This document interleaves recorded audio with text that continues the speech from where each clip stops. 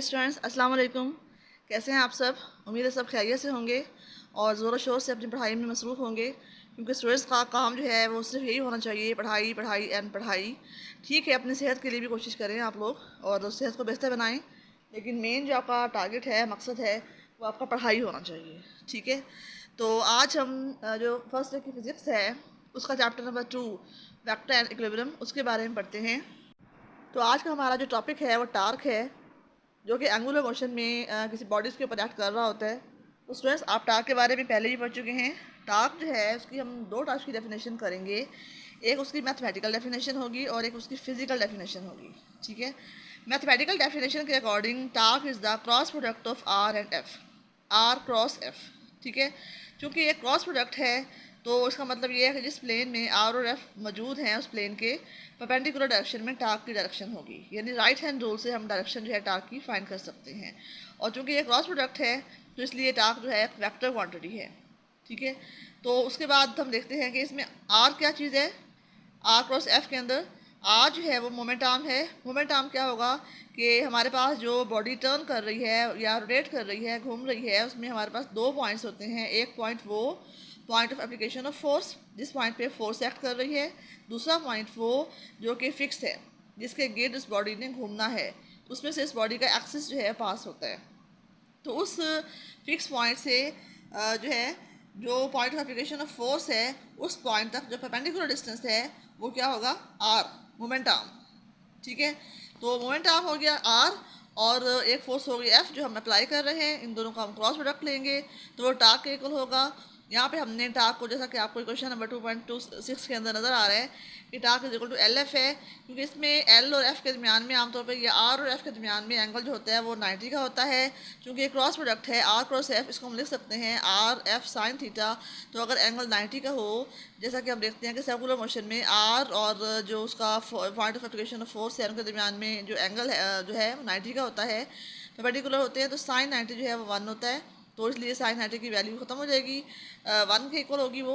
तो हमारा जो आंसर है वो सिंपल आर एफ आएगा। तो इसी उसी को हमने मॉडिफाई करके यहाँ पे एल एफ लिखा हुआ है। एल जो है वो वही आर के इक्वल है, जैसे कि आपको यहाँ पे एग्जांपल में शो हो रहा है कि यहाँ पे एक स्पैनर है, रेंच कहते हैं जिसको हम स्पैनर कहते हैं। और इसमें हम देख सकते हैं कि एक फिक्स है जहाँ पॉइंट ओ लिखा हुआ है, वहाँ पे इसका पॉइंट जो है फिक्स है जिसके गिर्द ताक ने घूमना है। ठीक है, और हमने अपने हाथ की मदद से रैंच के जो लास्ट एंड है उसके ऊपर हमने फोर्स लगानी है ताकि हम रैंच को घुमा के जो भी हमने नेट खोलना है इसको हम खोल सकें। तो इसमें आप देख सकते हैं कि अगर हमारा डिस्टेंस जो है वो कम है, यानी एल की वैल्यू जो है वो कम है, रेंच की लेंथ कम है, तो हमें हमें ज़्यादा फोर्स लगानी पड़ रही है उस नट को खोलने के लिए। ठीक है, और अगर डिस्टेंस जो है वो ज़्यादा है तो हम थोड़ी सी फोर्स से ही उस रेंच को घुमा सकते हैं और नट को खोल सकते हैं। तो उसका मतलब है कि आर और एफ या एल और एफ में से एक चीज़ अगर ज़्यादा होगी तो दूसरी चीज़ कम हो जाएगी। अगर पहली चीज़ जो है वो कम हो गई, दूसरी चीज़ जो है वो ज़्यादा हो जाएगी। तो इस तरीके से टास्क जो है वो हम उसकी मदद से हम चीज़ों को घुमा सकते हैं, उनके अंदर टर्निंग इफेक्ट पैदा कर सकते हैं। तो ये जो फिजिकल डेफिनेशन है टार्क की वो क्या होगी कि turning effect of force is called torque. ठीक है, क्या डेफिनेशन होगी इसकी कि turning effect of the force is called torque. क्योंकि ये बॉडीज को टर्न करती है फोर्स जो है, तो उसको हम जो है कहेंगे कि ये टर्निंग इफेक्ट प्रोड्यूस कर रही है। ठीक है, तो इसमें आर क्रॉस एफ की बात मैंने आपको बताई है कि आर क्रॉस एफ के अंदर हमने आर अगर पूरा ले रहे हैं तो हमने फोर्स एफ का अगर एंगल थीटा बन रहा है तो हमने फोर्स एफ का वो कंपोनेंट लेना है जो आर के परपेंडिकुलर होगा, जैसा कि आपको यहाँ पे डायग्राम में नज़र आ रहा है। डायग्राम 2.1 के अंदर इसमें आप देख सकते हैं कि आर है जो कि पॉइंट पी पर इसका जो पॉइंट पी क्या है, फोर्स ऑफ एप्लीकेशन, फोर्स का पॉइंट ऑफ एप्लीकेशन है। ठीक है, और आर जो है पी के और ओरिजिन के दरमियान में या फिक्स पॉइंट जो है उसके दरमियान में जो है डिस्टेंस है, मोमेंट आर्म है। तो हमने फोर्स का, क्योंकि फोर्स जो है वो एक आर के डायरेक्शन में नहीं है बल्कि फोर्स ना कुछ एंगल बना रही है, तो फोर्स के हम कंपोनेंट्स रिजॉल्व करेंगे, F cos theta and F sine theta. तो एफ साइन थीटा वाला जो कंपोनेंट है वो आर के राइट एंगल पे है, उसके परपेंडिकुलर है। तो हमने एफ साइन थीटा वाला कंपोनेंट लेके उसको आर से मल्टीप्लाई करना है, तो torque will be equal to R F sine theta. ठीक है, तो अगर ऐसा केस हो कि हम फोर्स फुल ले रहे हों और आर का एंगल बन रहा हो, तो उस केस में हम क्या करेंगे, आर का हमने वो कंपोनेंट लेना है जो कि फोर्स के परपेंडिकुलर होगा, वो कंपोनेंट आर साइन थीटा होगा। तो उसमें हम फोर्स फुल लेंगे और आर का जस्ट कंपोनेंट लेंगे, तब भी हमारा जो आंसर है वो आर एफ साइन थीटा ही आएगा।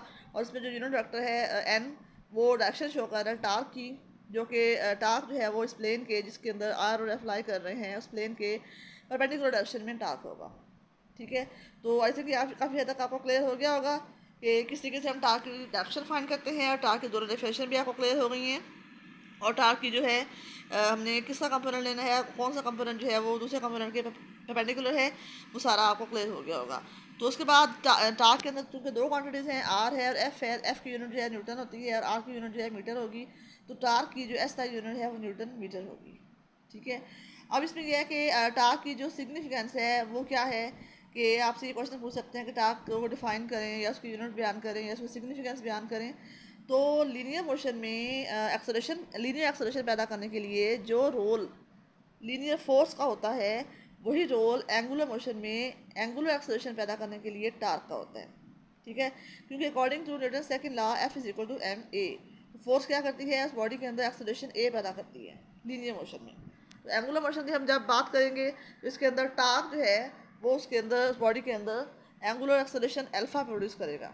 जिस तरह F is equal to M A है, इसी तरह एंगुलर मोशन के अंदर टार्क की इक्वेशन क्या होगी, torque is equal to I alpha, where I is the moment of inertia और अल्फा क्या होगा, इसका एंगुलर एक्सेलरेशन होगा। ठीक है, तो अब इसमें भी हमने जब एंगुलर मोशन होती है तो इसमें भी हम देखते हैं कि इसमें भी कुछ डेफिनेशन है जो आप लोगों ने इस टॉपिक के अंदर करनी है। एक तो आपने ये बताना है कि अगर बॉडी जो है वो रेस्ट पे हो या वो उसकी यूनिफॉर्म वेलोसिटी एंगुलर वेलोसिटी जो है वो यूनिफॉर्म हो, तो उस केस में एंगुलर एक्सेलरेशन जो है वो जीरो होगा। इस केस में जो टार्क होगा वो भी जीरो होगा, क्योंकि torque is equal to I alpha है। अगर अल्फा जीरो हो जाए तो टार्क भी जीरो होगा। ठीक है, आई थिंक ये क्लियर हो गया होगा आपको। और इसके अलावा इसमें जो है ये आपकी इससे मुतालिक एग्जांपल है 2.6। इसमें उन्होंने क्या कहा है कि line of action of force F passes through a point P of a body whose position vector in meters is I minus 2j plus k। यानी ये पोजीशन वेक्टर r है जो कि उन्होंने वेक्टर की फॉर्म में लिखा हुआ है। उसके आगे उन्होंने फोर्स f भी वेक्टर की फॉर्म में लिखी हुई है, 2i minus 3j plus 4k Newton's में है इसकी यूनिट। तो हमने टार्क फाइंड करना है, क्योंकि आप पढ़ चुके हैं कि जब भी क्रॉस प्रोडक्ट की हम बात करते हैं तो उसको हम मॉड की फॉर्म में लिख सकते हैं। इसको भी हम मॉड की फॉर्म में लिख के डिटर्मिनेंट की फॉर्म में लिख के इसको सॉल्व करते हैं। ठीक है, तो हमने फोर्स की हमें दिया हुआ है और हमें जो आर है उसका पोजीशन वेक्टर दिया हुआ है, और साथ में उन्होंने एक और जो है पॉइंट दिया हुआ है 2i प्लस जे प्लस के, वो भी उन्होंने दिया हुआ है। तो एक पॉइंट जो होगा उसका पोजीशन वेक्टर r1 से हम शो करेंगे, जो दूसरा पॉइंट दिया हुआ है उसके पोजीशन वेक्टर को हम r2 से शो करेंगे, और फिर हम उनके दरमियान में जो डिस्टेंस है वो हम फाइंड करेंगे। पहला पॉइंट जो था वो a है सपोज, दूसरा पॉइंट जो है वो p है। हमने खुद से ही हमने इनके फर्जी नाम रखे हुए हैं।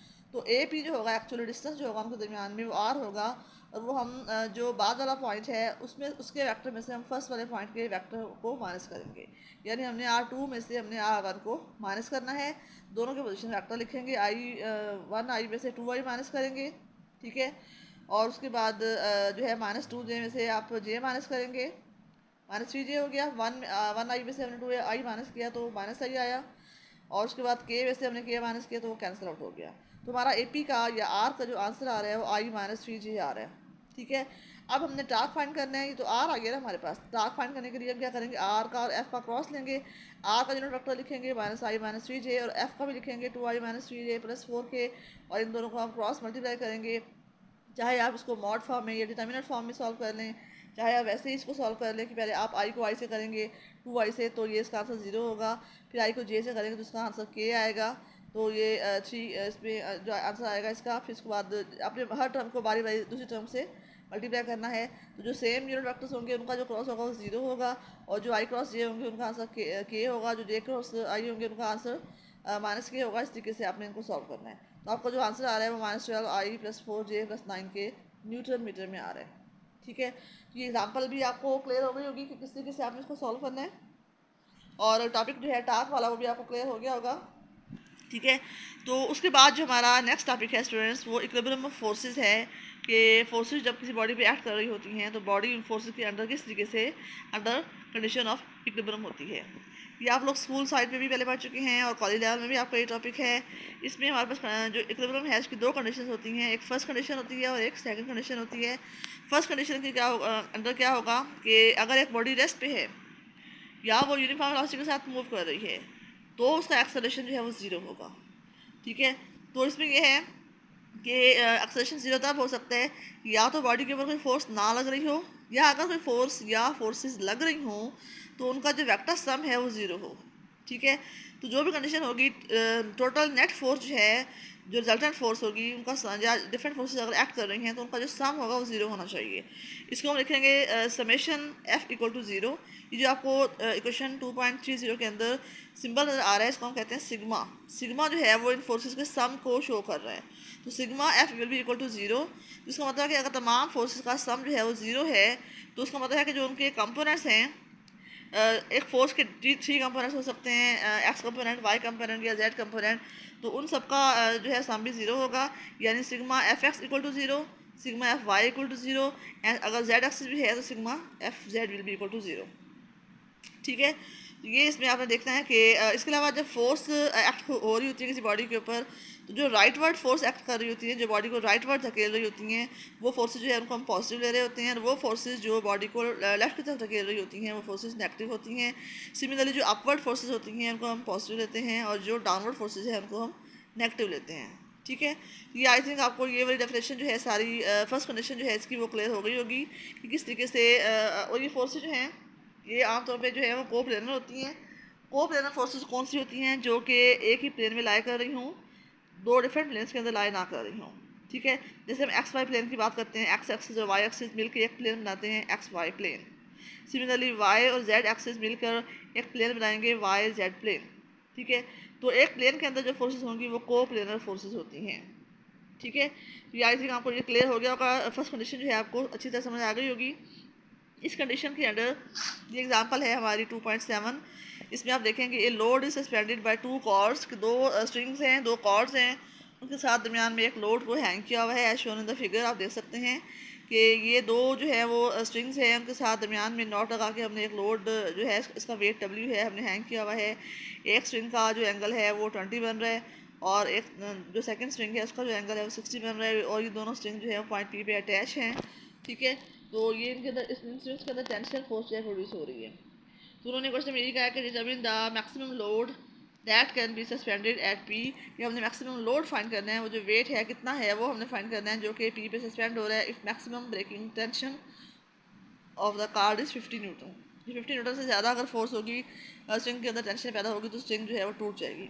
ठीक है, तो मैक्सिमम ब्रेकिंग टेंशन जो है स्ट्रिंग की वो 50 न्यूटन है। जिसमें हमने दोनों जो कंडीशन हमने पढ़ी है ऊपर हमने अप्लाई करनी है। तो आप देख सकते हैं कि जो टेंशन फोर्स है इसकी यहाँ पे ना नीचे वाली डायग्राम में इन टेंशन फोर्सेस को शो किया हुआ है, जो कि स्ट्रिंग के अलॉन्ग हैं। ये टेंशन T1 जो है वो एक स्ट्रिंग के अलॉन्ग है अपर डायरेक्शन में, और टेंशन T2 जो है वो सेकंड स्ट्रिंग के अलॉन्ग है अपर डायरेक्शन में। और चूँकि इन दोनों के एंगल्स बन रहे हैं T20 या 60, और वेट फोर्स जो है वो डाउनवर्ड है, तो इनके जो एंगल बन रहे हैं तो हम इनके कंपोनेंट्स ड्रा करेंगे। T1 का कंपोनेंट जो होगा T साइन 60 होगा और T cos 60 होगा, और T2 का जो कंपोनेंट है वो T2 cos 20 और T साइन जो है 20 होगा। ठीक है, T2 साइन 20, तो T2 साइन 20 जो है वो तो वर्टिकली अपवर्ड होगा, और T1 साइन 60 जो है वो भी वर्टिकली अपवर्ड होगा। लेकिन T2 cos 20 जो है और T1 cos 60 ये दोनों जो है वो अलॉन्ग द एक्स एक्सिस होंगे। ठीक है, तो हमने चूँकि फर्स्ट कंडीशन को अप्लाई करना है तो हम क्या करेंगे, फर्स्ट जो हम अप्लाई करेंगे summation F X equal to 0 करेंगे। तो T2 cos 20 minus T1 cos 60, इन दोनों जो टेंशन वाली फोर्सेज हैं इनका सम जो है इक्वल टू 0 होना चाहिए, क्योंकि ये दोनों फोर्सेज हैं वो हम एक्स एक्सिस जो है वो अप्लाई हो रही हैं। तो यहाँ पे आप cos 20 की वैल्यू पुट करेंगे, cos 60 की वैल्यू पुट करेंगे। cos 20 को आप राइट साइड पे पहले आप T1 जो है cos 60 वाली टर्म को उठा के आप इसको राइट पे लेके आएंगे। उसके बाद cos 20 की जो वैल्यू आएगी उसको आप राइट साइड पे ला के डिवाइड कर देंगे, तो हमारे पास जो बनेगी equation T1 will be equal to 1.88 T2। ठीक है, इससे ये शो हो रहा है कि T1 की वैल्यू जो है वो ज़्यादा है T2 से, क्योंकि T2 को हम 1.88 से मल्टीप्लाई करेंगे तब T1 आएगा। तो इसका मतलब ये है कि T1 की जो वैल्यू है वो ज़्यादा है। उन्होंने क्वेश्चन में ऊपर जो है हमारे पास स्टेटमेंट उसके अंदर उन्होंने बताया हुआ है कि मैक्सिमम जो है if maximum breaking tension of the cord is 50 newton. तो जो टेंशन ज़्यादा होगी उसका मतलब कि उसकी जो वैल्यू है 50 न्यूटन तक हो सकती है। तो इसका मतलब कि T1 जो है 50 न्यूटन होगी, तो T1 की जो वैल्यू है वो ऊपर वाली क्वेश्चन में पुट करेंगे, तो T2 की वैल्यू हम निकाल सकते हैं 26.6 न्यूटन। ठीक है, इसका मतलब कि T1 और T2 दोनों हमने फाइंड कर दिए। अब हम जो इसका समेशन वाई कंपोनेंट का समेशन था उसको हम पुट करेंगे equal to 0, summation of F Y equal to 0। यहाँ पे T1 sin 60 प्लस दोनों जो टेंशन के कंपोनेंट्स हैं दोनों अपोजिट होंगे, तो इनको हम पॉजिटिव लेंगे, T1 sin 60 plus T2 sin 20। और जो वेट का कंपोनेंट है वो डाउनवर्ड है, उसको हम नेगेटिव में लेंगे। ठीक है, T1 आप देखें डायग्राम के अंदर कि T1 और T2 दोनों अपवर्ड हैं, तो उनको जो साइन कंपोनेंट होंगे वर्टिकल कंपोनेंट वो अपवर्ड होंगे, और जो वेट वाला फोर्स है वेट वाली वो डाउनवर्ड होगी, तो इसलिए हम इसको नेगेटिव लेंगे। तो T1 sin 60 plus T2 sin 20 minus W will equal to 0। ये summation of forces along Y axis हैं। ठीक है, तो T1 भी हमने फाइंड कर लिया, 50 आएगा, sin 60 की वैल्यू हम फाइंड कर लेंगे, T2 26.6 आ रहा है, और sin 20 की वैल्यू पुट कर देंगे, और W को हम लेके जाएंगे राइट पे, और बाकी जो वैल्यूज़ हैं उनका हम आंसर निकालेंगे, तो हमारा W जो है 52 न्यूटन जो है हमारा आंसर आ रहा है। ठीक है, तो ये आपको आई थिंक क्लियर हो गई होगी एग्जाम्पल, इसको आपने करना है अच्छे तरीके से। तो उसके बाद जो हमारी सेकंड कंडीशन है इक्विलिब्रियम की, वो हम देखते हैं। सेकंड कंडीशन की ज़रूरत क्यों महसूस हुई? क्योंकि अक्सर ऐसे होता है कि फ़र्स्ट कंडीशन फुलफिल हो भी रही हो, यानी कि दो इक्वल एंड अपोजिट फोर्सेज जो हैं वो बॉडी के ऊपर एक्ट कर भी रही हों, तो उनका रिजल्टेंट जो है वो इस तरीके से होता है कि वो ज़ीरो नहीं आ रहा होता। फोर्सेज जो है वो इस तरीके से एक्ट कर रही होती हैं, ये जो उनका रिजल्टेंट है वो ज़ीरो नहीं आ रहा होता। जैसा कि आपको उस डायग्राम के अंदर नज़र आ रहा है कि एक फोर्स जो है वो राइट पे और एक फोर्स जो है वो लेफ्ट पे एक्ट कर रही है। ये दोनों फोर्सेज जो हैं वो इक्वल एंड अपोजिट हैं, लेकिन इनका रिजल्टेंट जो है वो ज़ीरो नहीं आएगा, बल्कि ये दोनों फोर्सेज मिल के उस बॉडी के अंदर टर्निंग इफेक्ट प्रोड्यूस करेंगी, इसको राइट वर्ड घुमाएंगी। ठीक है, इसका मतलब है कि फर्स्ट कंडीशन तो फुलफिल हो रही है, लेकिन बॉडी अभी भी रेस्ट की कंडीशन में नहीं है, रिजल्टेंट फोर्स जो है वो अभी भी ज़ीरो नहीं आ रही। तो इसका मतलब ये है कि हमें एक और कंडीशन की ज़रूरत है, एक और कंडीशन हमें चाहिए, ताकि बॉडी जो है वो कंप्लीट हो इन द स्टेट ऑफ इक्विलिब्रियम। ठीक है, तो इसके लिए ज़रूरी है कि अभी तो हमने जो पढ़ा है, जस्ट हमने फोर्सेस की बात की है फर्स्ट कंडीशन में, तो अगर समेशन ऑफ फोर्सेस जो है वो इक्वल टू 0 होगा, तो इसका मतलब है कि उनके अंदर एक्सेलरेशन जो है लीनियर एक्सेलरेशन वो 0 होगा। लेकिन एक जो है वो एंगुलर मोशन में तो होती है, एंगुलर मोशन के अंदर जो एक्सेलरेशन होता है वो अल्फ़ा होता है, तो इसका मतलब है कि हमें अल्फ़ा को भी 0 करना है, टर्निंग इफेक्ट को हमने 0 करना है। ठीक है, तो टर्निंग इफेक्ट 0 होगा तब हम कहेंगे कि बॉडी जो है that will be in the state of equilibrium. ठीक है, यहाँ पे जो एफ वाली फोर्स है वो उसके अंदर बॉडी के अंदर टार्क पैदा कर रही है इन द राइटवर्ड डायरेक्शन में, और जो माइनस एफ वाली फोर्स है वो भी इसको जो है जो उसी सेम डायरेक्शन में टार्क पैदा कर रही है। तो ये दोनों फोर्सेज जो है मिल के बॉडी को घुमाएंगी, तो इससे हमारी जो बॉडी है वो कंप्लीट इक्विलिब्रियम कंडीशन में नहीं है। इसके लिए ज़रूरी है कि हमारा एंगुलर एक्सेलरेशन जो है वो 0 होना चाहिए, नेट टार्क जो है acting on the body should be 0। या अगर दो फोर्सेज के अंदर डिफरेंट टास्क पैदा कर रहे हैं, डिफरेंट टास्क जो है एक्ट कर रहे हैं बॉडी के ऊपर, तो उनका जो नेट टास्क होगा, टोटल टास्क होगा, वो 0 होना चाहिए, तब जो है body will be in the state of complete equilibrium. ठीक है, जिसको हम लिखेंगे sum of all the torque acting on a body about an arbitrary axis should be 0। This is called the second condition of equilibrium, in summation of tau will be equal to 0। ठीक है, इसके लिए भी ज़रूरी है कि जो हम काउंटर क्लॉकवाइज टास्क लेंगे वो हम पॉजिटिव लेंगे, जो क्लॉकवाइज टास्क होगा जो बॉडी के अंदर क्लॉकवाइज मूवमेंट पैदा करेगा वो नेगेटिव लेंगे। ठीक है, और इसके अलावा इसमें जो है हम देख सकते हैं, अब आपने कुछ इसमें डेफिनेशन भी करनी है, नीचे आपको दी हुई हैं। पहले तो हम जो अगर आप उसे कहते हैं कि आप जो है दोनों डेफिनेशन को आप कम्प्लीटली डिस्क्राइब करें, तो आपने जो है इक्वेशन की फॉर्म में लिखना है कि summation of F equal to 0, that is summation of F X equal to 0, summation of F Y equal to 0 and summation of torques equal to 0। तो इन जो इक्वेशंस को डिस्क्राइब करने के बाद कुछ मखसूस डेफिनेशन हैं जो आप इस टॉपिक से मुतालिक हैं वो आप लोगों ने करनी है। कि अगर फर्स्ट कंडीशन सेटिस्फाई हो रही हो, लीनियर एक्सेलरेशन ना हो, तो body will be in the translational equilibrium. ठीक है, अगर सेकंड कंडीशन सेटिस्फाई हो रही हो और एंगुलर एक्सेलरेशन ना हो या 0 हो, तो body will be in the rotational equilibrium. तो ये तो दो डेफिनेशन हो गई। उसके बाद नेक्स्ट है कि अगर बॉडी रेस्ट भी हो तो it is in the state of static equilibrium, और अगर बॉडी जो है मूव कर रही हो with uniform velocity it is said to be in the dynamic equilibrium. ठीक है, तो आई थिंक ये डेफिनेशन जो है आप लोगों ने अच्छी तरह करनी है, ये काफ़ी इंपॉर्टेंट है, ये अलग से शॉर्ट क्वेश्चन के अंदर आ सकती हैं कि आप डिफाइन करें कि स्टैटिक क्या है इक्विलिब्रियम और जो डायनामिक है वो क्या है, तो आपने इनको अलग अलग जो है वो याद करना है। Okay clear. अब इसमें आप देख सकते हैं कि आपको एक और जो है इसमें एग्जांपल दी हुई है, एग्जांपल 2.8 जो है इसमें वो कह रहे हैं कि यूनिफॉर्म बीम है 200 न्यूटन की, यानी इसका वेट जो है वो 200 न्यूटन होगा, इस supported horizontally as shown on the figure. जैसे कि आपको डायग्राम के अंदर नज़र आ रहा है कि एक ये बीम है और इसका जो वेट है वो 200 न्यूटन है। ठीक है, और ये एक आदमी जो है उसके ऊपर चल के जा रहा है और इस बीम को सपोर्ट किया हुआ है वेज ए, वेज है इसका नाम हमने ए रखा है। जिस पॉइंट को टच कर रहा है बीम के साथ वो पॉइंट जो है वो ए होगा, और इस बीम को हमने बांधा हुआ है एक स्ट्रिंग के साथ ताकि ये बीम जो है नीचे की तरफ ना गिरे, और इस बीम की जो लेंथ है वो 6 मीटर है। ठीक है, तो उन्होंने क्वेश्चन में क्या कहा है कि यूनिफॉर्म बीम है 200 न्यूटन इसका वेट है, supported horizontally as shown figure if the breaking tension of the rope is 400 newton. कि जो रोप का मैक्सिमम जो इसका ब्रेकिंग टेंशन है ना वो 400 न्यूटन है। यहाँ पे हम रोप की जो टेंशन है वो अपवर्ड डायरेक्शन में होगी, तो हम इसको लिखेंगे 400 न्यूटन। ठीक है, उसके बाद क्या है, how far can the man of weight 400 newton walk from the point A on the beam. कि एक आदमी है इसका वेट 400 न्यूटन है, वो उस बीम के ऊपर कितनी दूर तक जा सकता है। ठीक है, कि स्ट्रिंग ना टूटे। तो आदमी का वेट जो है वो भी 400 न्यूटन है। आदमी जिस पॉइंट पे खड़ा हुआ है यहाँ तक स्ट्रिंग नहीं टूट रही, इससे आगे हो जाएगा तो मे बी स्ट्रिंग टूट जाए, तो वो कितने फासले तक जा सकता है कि स्ट्रिंग ना टूटे। तो वो हमने इस पर देखते हैं इसमें कंडीशंस कौन कौन सी अप्लाई करनी है हमने इसमें। इसमें ये है कि ब्रेकिंग पॉइंट जो है वो जो है इसमें वो हमने देखना है कि कहाँ के कितने फासले पे है, जो डिस्टेंस होगा उसको हम डी से शो करेंगे। तो इसमें हम जो सेकंड कंडीशन है वो अप्लाई करेंगे, summation of torques will be equal to 0।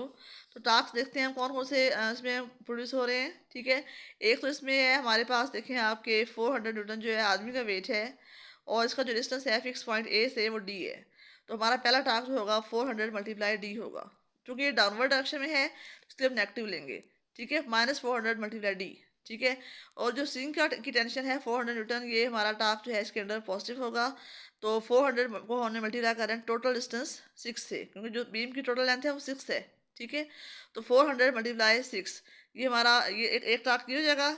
एक टास्क जो है 400 मल्टीप्लाई डी हमारा सेकंड टास्क होगा, ये माइनस में होगा। उसके बाद जो इसका इसकी अपना वेट है इसका बीम का वो 200 न्यूटन है, तो उस वो सेंटर पे एक्ट कर रहा होगा बीम के। तो सेंटर से लेकर फिक्स पॉइंट तक जो डिस्टेंस है वो 3 है। तो इस वेट के अंदर जो टास्क पैदा हो रहा है वो 200 मल्टीप्लाई 3 है। क्योंकि ये वेट फोर्स भी डाउनवर्ड है तो इसका इसलिए इसका टास्क जो है वो भी नेगेटिव में लेंगे। तो दो टास्क जो है वो नेगेटिव में आ रहे हैं और एक टास्क जो है पॉजिटिव में है, तो इन तीनों टास्क का जो सम है वो 0 होगा। ठीक है, तो इसमें हमने क्या करना है कि जो 400 माइनस मल्टीप्लाई डी है उसको हम एक साइड पे करेंगे, ये माइनस से पॉजिटिव हो जाएगा। और जो बाकी टर्म्स हैं उनको हम सॉल्व करेंगे, तो हमारा डी का जो आंसर है 4.5 मीटर आ रहा है। ये वो डिस्टेंस है जो कि जितने फासले तक वो जो आदमी है वो जा सकता है, इससे आगे हो जाएगा तो स्ट्रिंग जो है टूट जाएगी। ठीक है, उसके बाद जो नेक्स्ट हमारी एग्जांपल है 2.9, इसमें क्या है कि एक boy weighing 300 newton is standing at the edge of a uniform diving board 4 metre in length. एक यूनिफॉर्म डाइविंग बोर्ड है, इसकी लेंथ 4 मीटर है, और जो बॉय है उसके एज पे खड़ा हुआ है पॉइंट बी पे, और ये जंप करने लगे। ठीक है, अब देखें आप बोर्ड जो है वो दो हमारे पास पेडिस्टल्स हैं जिनके ऊपर वो बोर्ड रखा हुआ है, बोर्ड रेस्ट कर रहा है उन पेडिस्टल्स के ऊपर। एक पेडिस्टल जो है वो ए है, दूसरा पेडिस्टल जो है वो डी है। तो वो दोनों पेडिस्टल जो है उनके ऊपर बोर्ड को सपोर्ट कर रहे हैं। अब वो जो बोर्ड है जो बॉय खड़ा हुआ है इसके ऊपर, तो बॉय का भी वेट है, बॉय इस वेट के अंडर उस बोर्ड को प्रेस कर रहा है। तो बोर्ड जो है और जो पेडिस्टल्स के ऊपर प्रेस हो रहे हैं, तो पेडिस्टल जो है उस बोर्ड के ऊपर रिएक्शन फोर्स अपवर्ड डायरेक्शन में लगाएंगे, क्योंकि उनके ऊपर बॉय की वेट की वजह से डाउनवर्ड डायरेक्शन में फोर्स एक्ट हो रही है, वो एक्शन फोर्स है। और जो पेडिस्टल उस बोर्ड के ऊपर फोर्स लगाएंगे वो रिएक्शन फोर्सेज होंगी, उनको हम R1 का और R2 का नाम देते हैं। जैसे कि आप यहाँ पे देख रहे हैं कि एक तो बॉय का वेट है राइट साइड पे लिखा हुआ है 300 न्यूटन। ठीक है, और इसका जो टोटल जो पॉइंट डी है इसको हम एक फिक्स पॉइंट कंसिडर कर लेते हैं, क्योंकि टास्क के लिए ज़रूरी है कि हम एक फिक्स पॉइंट कंसिडर करें। तो पॉइंट डी को हम फिक्स पॉइंट कंसिडर कर लेते हैं। पॉइंट डी के ऊपर एक्शन फोर्स है R2। ठीक है, तो जो वाई का वेट है 300 न्यूटन, उसका जो डिस्टेंस बन रहा है वो 3 बन रहा है। तो जो इसके अंदर टास्क होगा वो 300 मल्टीप्लाई 3 होगा। ये डाउनवर्ड डायरेक्शन में है तो नेगेटिव में आएगा। ठीक है, और जो हमारे पास जो इस बीम का जो ये बोर्ड है उसका अ, अपना वेट है जो सेंटर पे एक्ट कर रहा है, पॉइंट सी पे एक्ट कर रहा है, वो 200 न्यूटन है। उसका जो फिक्स पॉइंट डी से डिस्टेंस है वो 1 मीटर है। इसका टास्क जो बनेगा 200 मल्टीप्लाई 1 बनेगा। ठीक है, और जो एक रिएक्शन फोर्स है R1 वो अपर डायरेक्शन में है, उसका फिक्स पॉइंट डी से डिस्टेंस जो है 1 मीटर है। तो इसका टास्क जो है वो R1 मल्टीप्लाई 1 होगा। ठीक है, R2 का अपना टास्क हम नहीं काउंट करेंगे, क्योंकि R2 के केस में जो रिएक्शन फोर्स है वो फिक्स पॉइंट से गुजर रही है। तो इसमें मोमेंट आर्म जो है चूँकि 0 है, डिस्टेंस नहीं है, तो इसलिए हम इसका टास्क जो है कंसिडर नहीं करेंगे। तो ये टास्क हम देखते हैं किस तरह अप्लाई करने हैं। पहले हम समेशन ऑफ जो है फर्स्ट कंडीशन अप्लाई करते हैं। अच्छा, क्वेश्चन में आप मजीद देखते हैं, गौर करते हैं कि इसमें उन्होंने कहा है कि पॉइंट सी पर note that weight 200 newton of the uniform diving board is shown to act at point C.